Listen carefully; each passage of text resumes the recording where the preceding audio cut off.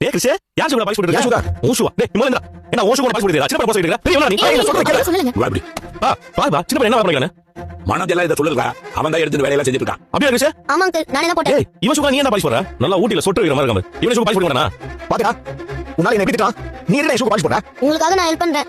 நீங்க என்ன ஸ்கூல்ல மட்டும் டிராப் பண்றீங்களா?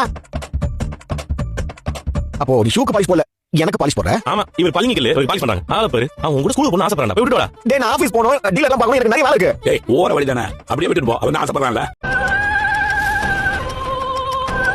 ஏன் ரோகிணி ஒரு மாதிரியா பாக்குற? ஐயோ அந்த கல்யாணி ரோகிணி உடம்புல இறங்குற போல இருக்கு.